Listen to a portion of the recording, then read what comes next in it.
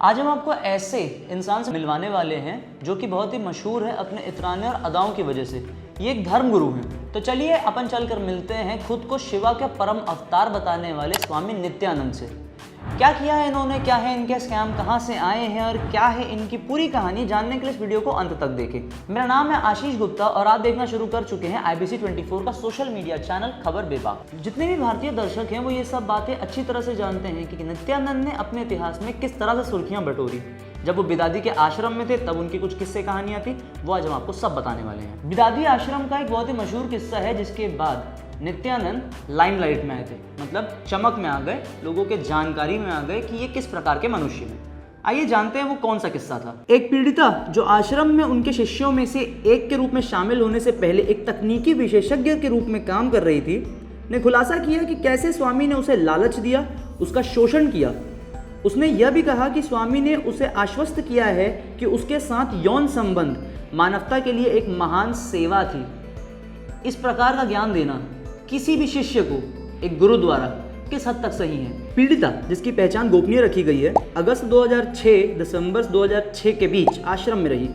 उसने अधिकारियों को बताया कि नित्यानंद ने कथित तौर पर एक दिन उसे आश्रम में शराब लाने के लिए कहा। वह आश्चर्यचकित हो गई और नित्यानंद से कंफर्म किया कि क्या वाकई वो ऐसा कह रहे हैं, जिस पर नित्यानंद ने उसे अपना अहंकार छोड़ने की सलाह दी और उसे सवाल नहीं करने को कहा क्योंकि वह उसका गुरु था। एक सच्चा गुरु हमेशा अपने शिष्य को सवाल पूछने के लिए प्रोत्साहित करता है, कहीं वो गलत दिशा में ना चला जाए, भटक ना जाए। इसीलिए गुरु का धर्म होता है कि अपने शिष्य को सही मार्ग दिखाता रहे, उसका मार्गदर्शन करता रहे। नित्यानंद का फैलाया हुआ भ्रम और अजीब वेशभूषा स्वाभाविक रूप से किसी बहरूपीय जैसा ही प्रतीत होता है। बीते दिनों नित्यानंद काफी चर्चा में रहे। जिनेवा में कंटिन्यूअस डेवलपमेंट पर संयुक्त राष्ट्र UN समिति की चर्चा में नित्यानंद के एम्बेसडर ने भाग लिया। अब आप भी सदमे में होंगे कि नित्यानंद जैसे भगोड़ा, भारत से भागा हुआ आदमी, वो UN तक कैसे पहुंच गया।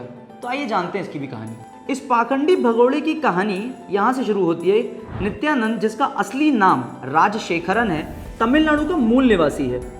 2000 के दशक की शुरुआत में बेंगलुरु के पास एक आश्रम की स्थापना के बाद वह प्रमुखता से उभर आया। साल 2010 में एक अभिनेत्री के साथ आपत्तिजनक स्थिति में उसका वीडियो वायरल होने के बाद नित्यानंद ने काफी सुर्खियां बटोरी।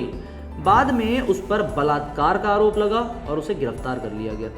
उसे रेप के एक अलग मामले में गिरफ्तार किया गया था और बाद में इसी मामले से जुड़ी चार्जशीट भी दायर की गई। कैसे बना कैलासा? कहाँ है कैलासा? कैलासा वो देश है जिसे स्वामी नित्यानंद ने देश यानी हमारे देश भारत से भागने के बाद स्थापित किया है। एक भगोड़ा जिसने देश बनाया है, इसका फिजिकल पोजीशन हम में से किसी को नहीं पता। इवन गूगल मैप भी इसे ढूंढ नहीं पाता है, लेकिन कथित तौर पे ये कहीं साउथ अमेरिका के आसपास ही है। आगे हम वो भी जानेंगे। यह साल 2019 में भारत से भाग गया था। कौन? स्वामी नित्यानंद। और उसने कैलासा नाम का एक स्थान बनाया और वहां पर अपना आश्रम स्थापित किया।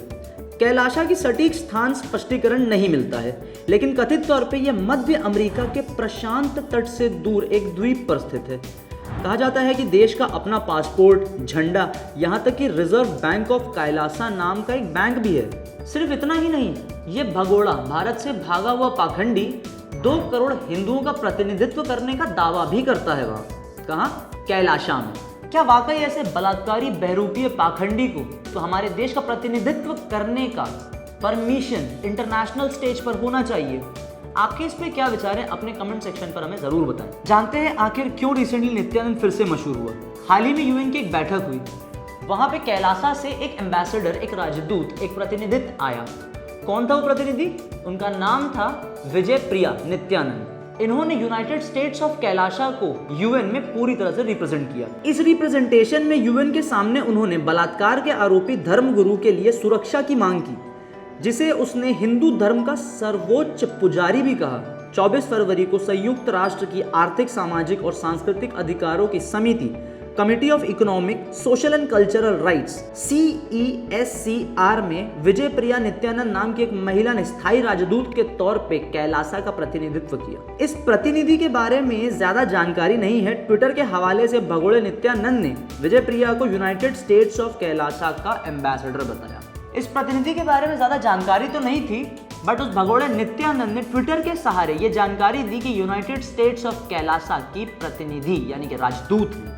अगर आपको हमारा प्रोग्राम पसंद आया है तो इसे लाइक करें, अपने दोस्तों से शेयर भी करें और इस प्रकार की रोचक जानकारियों से जुड़े रहने के लिए IBC 24 के सोशल मीडिया चैनल खबर बेबाक को सब्सक्राइब करें।